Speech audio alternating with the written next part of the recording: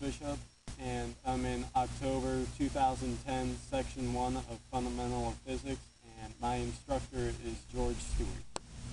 My podcast topic is the stereo system in my car and showing you how the equipment of it works. The materials I'll be using are my Pontiac G5, my JVC head unit, kickers, speakers, and subwoofers, a Kenwood amplifier, and Clint Eastwood by the Gorillaz. The voltage source for my whole system comes from the car battery, which is carried through the 1-gauge wire, which carries 150 amps back to the head unit and then to the amplifier as well, which pushes the speakers and my subwoofers.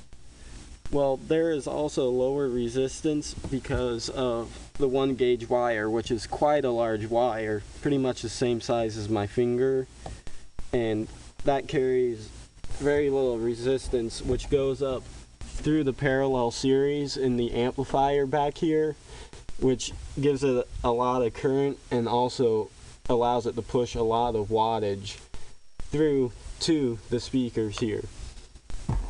Even though this is a small amplifier, relatively speaking, because it's getting 150 amps of power, it allows the workload to climb up to 1,000 watts, which is quite a bit.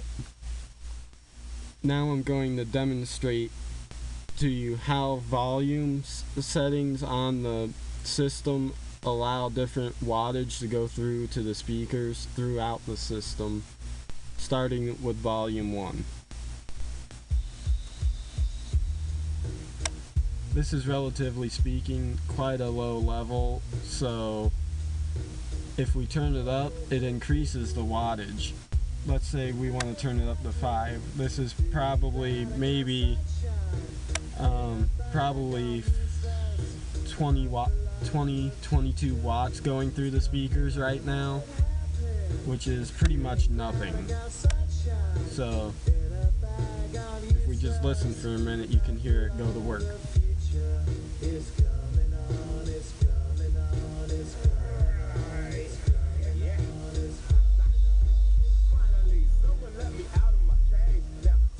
Now, that's not much still, but if we wanted to increase the workload greatly, we could turn it up to maybe 16 or 18, and that'll push a lot of power and wattage throughout the system, probably reaching dangerous levels, so that's where I'm going to stop at this point.